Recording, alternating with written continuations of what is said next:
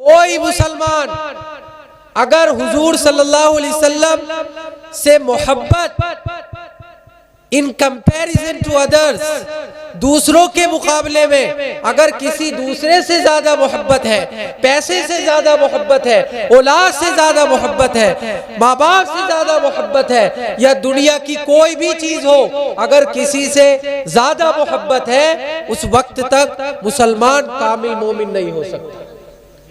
तो तकाजा क्या है? ईमान का तकाजा है कि हुजूर सल्लल्लाहु अलैहि वसल्लम से सबसे बढ़ चढ़ कर मोहब्बत की जाए। अब देखिए, मैं प्रैक्टिकली वे में बताता हूं।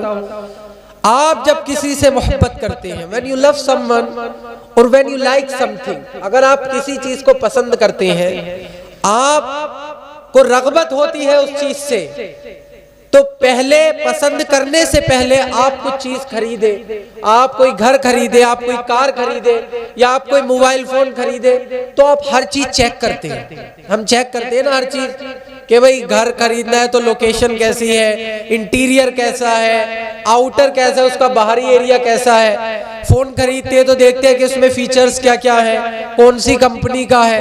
फोन खरीदते हैं तो देखते हैं कि बैटरी बैकअप कैसा है।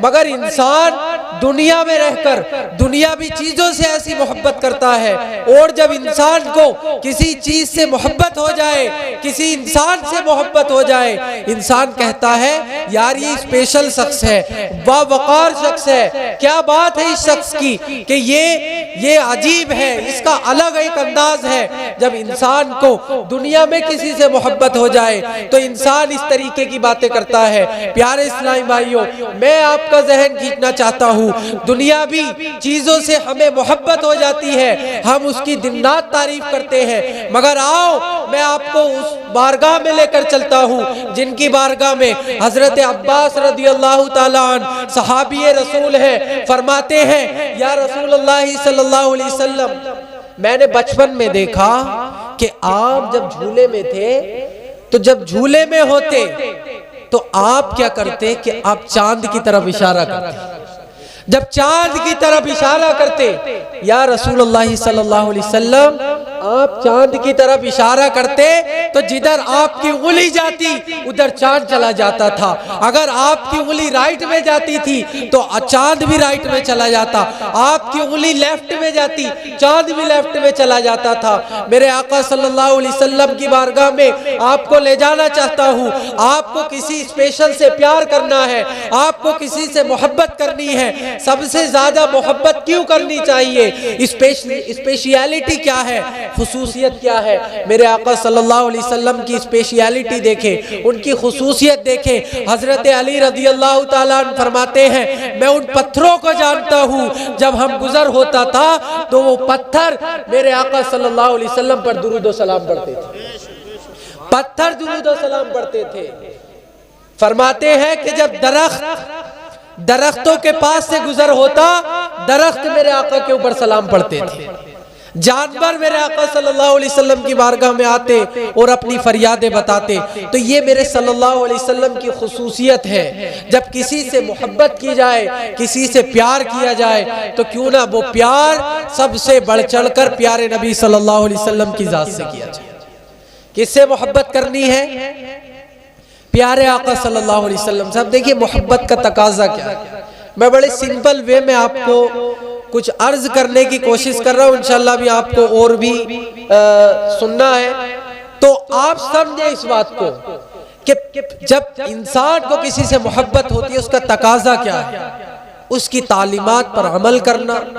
माशाल्लाह हुजूर गौसे आजम शेख अब्दुल कादिर जिलानी की आप सीरत पढ़े, उनकी बायोग्राफी पढ़े, आप हुजूर सल्लल्लाहु अलैहि वसल्लम की बायोग्राफी पढ़े, आप उनके जो गुलाब थे उनकी बायोग्राफी पढ़े, आप देखेंगे कि उन्होंने सबसे ज्यादा हुजूर सल्लल्लाहु अलैहि वसल्लम से बढ़ चढ़कर मोहब्बत की थी, उनकी सुन्नतों पर अमल करने की कोशिश की थी। ऐसे नहीं थे कि मोहब्बत का दावा करते थे।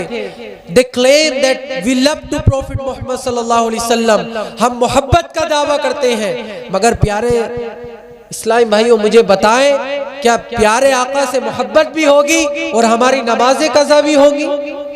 प्यारे आका सल्लल्लाहु अलैहि वसल्लम से मोहब्बत भी होगी और हम गीबतें करेंगे, पूरा दिन गुनाहों में मुलव्विस रहेंगे? नहीं, ये हुजूर सल्लल्लाहु अलैहि वसल्लम की खुसूसियत है कि उनके गुलामों की ये अदाएं होती थी कि वो अपने आका सल्लल्लाहु अलैहि वसल्लम को फॉलो करते थे।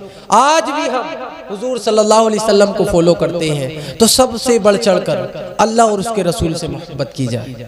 सबसे पहले ये काम करना है जो मैंने कुरान पाक की आयत पढ़ी। अल्लाह फरमाता है वबिल वालिदैन इहसाना। अब देखिए कुरान पाक जो है मुकम्मल हर स्टेप पर हर मुसलमान की रहनुमाई करती है।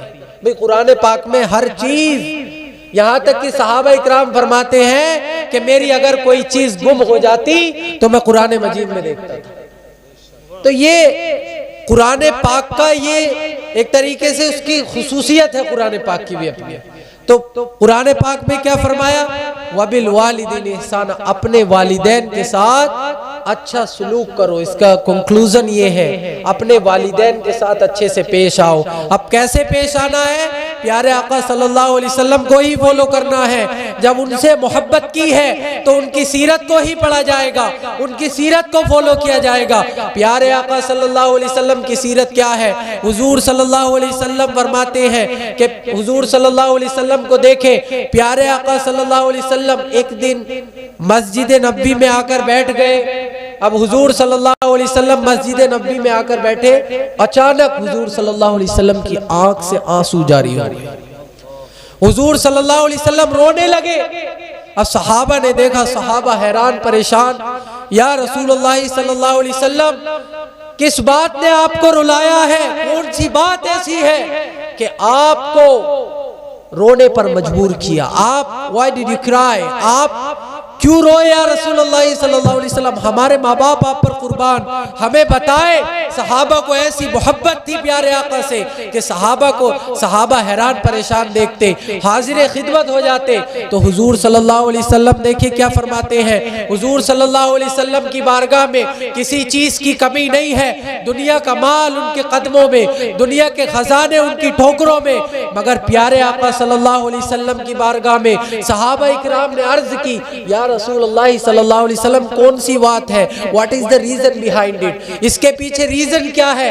तो आका सल्लल्लाहु अलैहि वसल्लम फरमाते हैं, आज मुझे अपनी माँ यानी अपनी वालिदा की याद आ गई। और हुजूर फरमाते हैं, आज मुझे अपनी वालिदा की याद आई है। सुनो सहाबा इकराम तशरीफ फरमा है, आका फरमाते हैं मुझे अपनी वालिदा की याद आ गई। जब याद आ गई, आका फरमाते हैं सुनो, काश आज मोहम्मद की माँ जिंदा होती और मोहम्मद की माँ जिंदा होती, मुझे बुलाती, मुझे आवाज देती, बेटा मेरे पास आ जाओ, बेटा मेरे करीब आ जाओ। अगर मेरी माँ मुझे बुलाती तो आका फरमाते हैं मैं मोहम्मद मस्जिद नबी में होता या मस्जिद में होता और हालत नमाज होता, मैं अपनी नमाज तोड़ देता और माँ की खिदमत में चला जाता। नमाज तोड़ देता और माँ की खिदमत में चला जाता। ये मैसेज था प्यारे आका सल्लल्लाहु अलैहि वसल्लम का। आका फरमाते हैं सुनो, तुम्हारी जन्नत कहाँ है? हमारी जन्नत कहाँ है? आका सल्लल्लाहु अलैहि वसल्लम की हदीस पाक सुनो। हुजूर फरमाते हैं कि तुम्हारी जन्नत तुम्हारी माँ के कदमों में है और बाप जन्नत का दरवाजा। जन्नत कहाँ है? माँ के कदमों में है और बाप जन्नत का दरवाजा है। हजरात मोहतरम, अगर आका सल्लल्लाहु अलैहि वसल्लम चाहते तो कह देते कि फुला मकाम पर तुम्हारी जन्नत रखी गई है। अगर हुजूर सल्लल्लाहु अलैहि वसल्लम चाहते तो कह देते मस्जिद नबी में तुम्हारी जन्नत रखी गई है, मस्जिद काबा में तुम्हारी जन्नत रखी गई है, हरम में तुम्हारी जन्नत रखी गई है, या कह देते कि रमजान में इफ्तार के वक्त तुम्हारी जन्नत रखी गई है। मगर कुर्बान जाओ उस गैब की खबरें देने वाले नबी सल्लल्लाहु अलैहि वसल्लम पर। फरमाते हैं सुनो, अगर जन्नत चाहिए, अगर जन्नत चाहिए तो सब कुछ छोड़ और अपने माँ बाप की खिदमत में आ जा, अपने माँ बाप के कदमों में आ जा। अगर ये राजी हो गए तो जन्नत भी तेरी हो जाएगी और मालिक जन्नत भी तेरा होगा। जन्नत भी तेरी और मालिक जन्नत भी तेरा। आज क्या है? आज जो मुआशरे के हालात हैं, जो सोसाइटी के हालात हैं, हम नमाजें भी पढ़ रहे हैं, कुरान पाक भी पढ़ रहे हैं, दुरूद पाक भी पढ़ रहे हैं, प्यारे आका सल्लल्लाहु अलैहि वसल्लम से मोहब्बत भी है, मगर बताएं क्या हमारे माँ बाप के साथ हम अब गौर व फिक्र करें। This is my responsibility to think about myself. मेरी जिम्मेदारी है कि मैं अपने बारे में सोचूं। आपकी जिम्मेदारी है आप अपने बारे में सोचें, क्योंकि आप देखें कि हमारे मेरे क्या मामलात हैं अपने माँ बाप के साथ। ऐसा तो नहीं है कि मैं अपने माँ बाप से बदतमीजी करता हूँ, ऐसा तो नहीं है कि मैं अपने माँ बाप से बदकलामी करता हूँ, ऐसा तो नहीं है कि मैं अपने माँ बाप से तेज आवाज में बात करता हूँ, ऐसा तो नहीं है कि मेरे माँ बाप मुझसे डरते हैं। रियलिटी है, ये हकीकत है। नौजवान हो जाते हैं, माँ बाप जो है खून की जगह पसीना बहाया, पसीने की जगह खून बहाया, बिना हराम और हलाल की तमीज किए माँ बाप उसके बचपन को संवारा, उसकी जवानी को संवारा, एजुकेशन का इंतजाम किया, उसके तमाम उसकी जरूरतों को पूरा किया, उसकी ख्वाहिशों को पूरा किया। मगर आज हम नौजवान हो गए, आज हम में ताकत आ गई, आज अल्लाह ने इस काबिल बना दिया कि हम थोड़े से चंद पैसे कमा लें। आज थोड़ी सी हमारे बाजू में ताकत क्या आती है, ये हम ताकत अपने माँ बाप को दिखाते। अपने माँ बाप से बदतमीजी, अपने माँ बाप से बदकलामी नहीं। कोई भी अमल उसका कबूल नहीं है। ये लिख ले बात को। अपने माँ बाप से बदतमीजी करोगे, यहाँ तक आता है सुनने में कि अपने माँ बाप को मारते हैं। माज़अल्लाह, बताइए माँ बाप को मारते हैं, वो हाथ जन्नत में कैसे जा सकता है जो अपने माँ बाप पर चला हो? वो वजूद जन्नत में कैसे जा सकता है जो अपने माँ बाप की नाफरमानी करता हो? आप गौर व फिक्र करें माँ बाप के साथ। आज नौजवानों के ताल्लुकात अच्छे नहीं हैं, ये रेशियो बता रहा हूँ, रियलिटी बता रहा हूँ। माँ बाप शिकायत करते, माँ बाप आके रोते हैं, माँ बाप कहते हैं कि हमारा बेटा हमारी सुनता नहीं, हमारा बेटा नहीं सुनता, और ये हकीकत है। बस आप मान जाए ये हकीकत है। हमारे घरों में हमारे माँ बाप के साथ हमारे अच्छे ताल्लुकात नहीं। प्यारे आका सल्लल्लाहु अलैहि वसल्लम की तालीमात क्या थी? हमारे माँ बाप, अरे होना तो ये चाहिए, हम फुला जगह जाते हैं, फुला मज़ार पे जाते हैं, अच्छी बात है, जाना चाहिए, अच्छी बात है, किसी मौलाना से दुआ कराएं, अच्छी बात है, नेक बंदे से, अल्लाह के नेक बंदे से दुआ कराएं। मगर अगर माँ बाप बद्दुआ कर दे, अगर माँ बाप की एक बद्दुआ माँ बाप ने कर दी, आप यकीन माने पूरी दुनिया में घूम लें, कितने भी नेक मुत्तकी परहेजगार के पास आप चले जाएं, माँ बाप की बद्दुआ लग गई तो फिर किसी की दुआ कबूल नहीं होगी। ये माँ बाप की दुआओं में असर है। माँ बाप की दुआओं में कितना असर है, माँ बाप की दुआओं में कितना असर है। मुख्तसर सा वाक़िया मैं अर्ज करता हूँ। हज़रत बायज़ीद बुस्तामी रहमतुल्लाहि ताला अलैह, अल्लाह के नेक बंदे, इतना बड़ा मकाम अल्लाह ने इन्हें अता किया, बहुत बेशुमार वाक़ियात हैं इस पर। और हज़रत बायज़ीद बुस्तामी रहमतुल्लाहि ताला अलैह का आता है कि अपनी माँ की खिदमत में हाजिर हुए और कहा, माँ मैं जलवाए हुजूरी हासिल करना चाहता हूँ। क्या कहा? जलवाए हुजूरी। ये समझे कि अल्लाह का कुर्ब, हुजूर सल्लल्लाहु अलैहि वसल्लम की मोहब्बत, मैं अल्लाह का कुर्ब हासिल करना चाहता हूँ। माँ की बारगाह में आए, माँ से कहा, माँ मैं जंगल में इबादत करने के लिए जाना चाहता हूँ, मैं जंगल में जाना चाहता हूँ। माँ की बारगाह में आए, माँ से इजाजत ली। अब इजाजत लेकर माँ से जंगल में निकल गए, जंगल में निकल गए। अब जब जंगल में निकले तो प्यारे इस्लामी भाइयों, पता है दिन है तो अल्लाह अल्लाह करते, रात है तो अल्लाह अल्लाह करते, शाम है तो अल्लाह अल्लाह करते। अब आप खुद देखें, इंसान जब घर में होता है बेशुमार जिम्मेदारियां होती हैं। अब कोई जंगल में चला जाए तो ना उसकी आंखें हराम चीज़ों को देखेंगी, ना उसके कान हराम चीज़ों को सुनेंगे, हराम बातों को, ना उसके कदम गुनाहों की तरफ जाएंगे। जब अकेला होगा और जंगल में होगा तो यही रीज़न था, यही इसी सोच को लेकर, इसी पर्पस को लेकर हज़रत बायज़ीद बुस्तामी जंगल में जाते हैं। अब दिन है तो अल्लाह अल्लाह करते, रात है तो अल्लाह अल्लाह करते, शाम है तो अल्लाह अल्लाह करते, डूबे रहते अल्लाह की इबादत में, अल्लाह की इबादत करते करते। सुने प्यारे इस्लामी भाइयों, और रियलिटी को समझे कि हकीकत क्या है, माँ बाप की अहमियत क्या है, माँ बाप का मकाम और मर्तबा क्या है। अल्लाह करे हमें माँ बाप का मकाम और मर्तबा पता चल जाए। हजरत बायजीद बुस्तामी रहमतुल्लाहि ताला अलैह जब जंगल में इबादत करते, इतनी इबादत की कि एक रिवायत में आता है 1 साल नहीं, 2 साल नहीं, 3 साल नहीं, 5 साल नहीं, एक रिवायत में आता है 12 साल जंगलों में इबादत करते रहे। 12 years he has devoted in the forest। 12 साल जब जंगल में इबादत की, अब ये बताएं कितना टाइम लगा होगा। अब 12 साल इबादत की।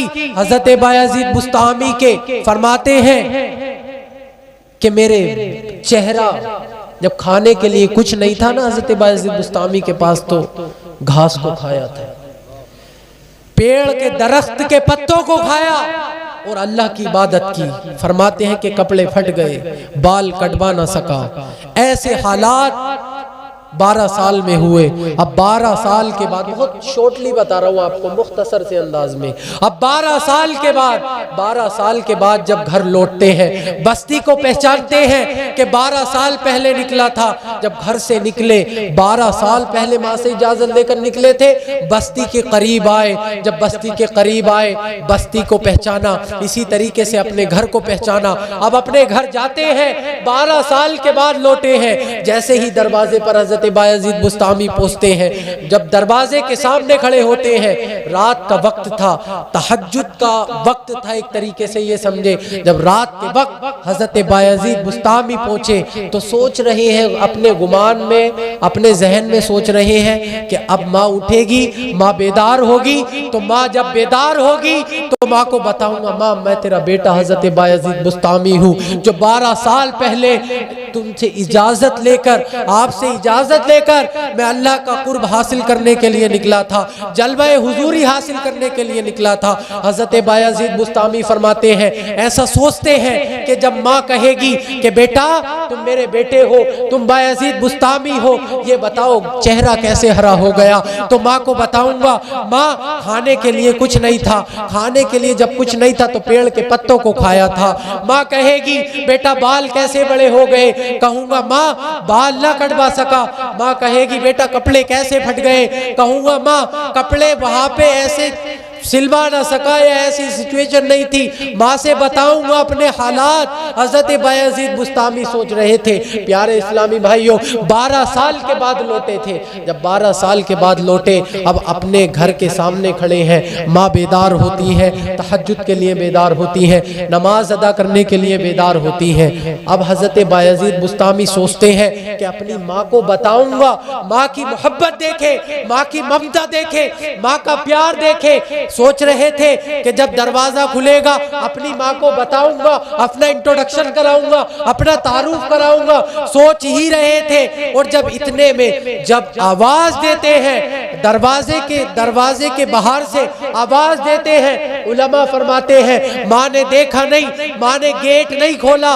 माँ ने जब नहीं देखा, नहीं गेट खोला, हजरत बायजीद बुस्तामी की सोच क्या थी कि 12 साल के बाद आया हूँ तो हो सकता है माँ ना पहचाने, जब 12 साल के बाद आया हूं तो कंडीशन चेंज है, हो सकता है ना पहचाने, तो माँ को बताऊंगा। इतना सोच रहे थे। जब हजरत बायजीद बुस्तामी आवाज देते हैं, माँ की ममता देखे और कुर्बान जाए। जिनकी माएँ हैं अपनी माओ की कदर कर लो, जिनके वालिद जिंदा है अपने जिंदा वालिद की कदर कर लो। यकीन मानो इनकी आप अगर दुआएं ले लोगे, इतनी बड़ी ऐसी दुआएं लगेंगी आपको कि सुनेंगे तो आप इंशाअल्लाह मदीना आपका दिल हो जाएगा। 12 साल के बाद हजरत बायजीद बुस्तामी जब आवाज देते हैं अपनी माँ को, तो 12 साल के बाद अब जैसे ही आवाज देते हैं, माँ ने गेट नहीं खोला, माँ ने देखा नहीं। माँ अंदर से बोली, बेटा बायजीद बुस्तामी ये बताओ सही सलामत लौटे हो या नहीं लौटे। 12 साल के बाद अब जैसे ही गेट खोला, हजरत बायजीद बुस्तामी जो है माँ से मुसाफा किया गए। तो अब कंक्लूजन क्या है? अब हजरत बायजीद बुस्तामी की माँ कहती है, बेटा 12 साल पहले गए थे, ये बताओ जिस मकसद से गए थे वो मकसद पूरा हुआ कि नहीं हुआ। भाई जिस मकसद के लिए गए थे, अल्लाह का कुर्ब हासिल करने, जलवे हुजूरी हासिल करने, वो मिली कि नहीं मिली। हज़रत बायज़ीद बुस्तामी फरमाते हैं, माँ इस बात का कोई गम नहीं कि 12 साल मैंने जंगलों में इबादत की, कई साल मुसलसल जंगलों में इबादत करता रहा, कोई गम नहीं कि चेहरा हरा हो गया, बाल बड़े हो गए, कोई गम नहीं, मगर माँ जिस मकसद से गया था जलवे हुजूरी हासिल ना कर सका, जलवे हुजूरी हासिल ना कर सका। 12 साल इबादत की, रियाजत की, रात दिन अल्लाह अल्लाह किया, 12 साल जलवे हुजूरी हासिल ना कर सका। तारीख बताती है रात के सन्नाटे में माँ ने ये सुना कि 12 साल इबादत की, जलवे हुजूरी ना मिल सकी। तारीख बताती है, बताना चाहता हूँ कि माँ की दुआओं में कितना सिला है। रात के सन्नाटे में माँ ने दामन फैलाकर दुआ की, मौला मेरा बेटा तेरी बारगाह में रहा, जलवे हुजूरी हासिल ना कर सका। माँ ने दुआ की, दामन फैलाकर दुआ की, मौला मेरे बेटे को जलवे हुजूरी दे दे, मेरे बेटे को जलवे हुजूरी अता कर दे। तारीख बताती है इधर माँ ने दुआ की थी, उधर हजरत बायज़ीद बुस्तामी को हजरत बायज़ीद बुस्तामी को अल्लाह का कुर्ब हासिल हो चुका था। जिस मकसद के तहत निकले थे जलवे हुजूरी हासिल हो गई थी। 12 साल इबादत की। अब इधर माँ ने सिर्फ दुआएं की, माँ ने सिर्फ दुआ की। तो माँ बाप की दुआ औलाद के हक में बहुत मायने रखती है, बहुत बड़ा मकाम व मर्तबा है माँ बाप की दुआओं का। हमें चाहिए कि हम जब अल्लाह और उसके रसूल से मोहब्बत करते हैं तो कुरान पाक ने हमें बताया कि हम अपने माँ बाप की जो है ना खिदमत करें। तो करेंगे इंशाअल्लाह, करेंगे माँ बाप की खिदमत। देखिए आप माँ बाप के हो जाएं, इंशाअल्लाह ज़माना आपका हो जाएगा। सबसे बड़े खैरख्वाह हमारे माँ बाप हैं, हमारे सबसे अच्छा सोचने वाले माँ बाप हैं। तो इंशाअल्लाह ये अगर आप मुआशरे में जब आम होगा, हम अपने माँ बाप के हाथ चूमने वाले बन जाएंगे, माँ बाप के साथ अदब व एहतराम करने वाले बन जाएंगे, तो बहुत सारे मामलात हमारे घर से दूर हो जाएंगे इंशाअल्लाह। अल्लाह पाक कहने सुनने से ज़ायद नेक अमल की तौफीक अता फरमाए। अस्सलामु अलैकुम व रहमतुल्लाहि व बरकातहू।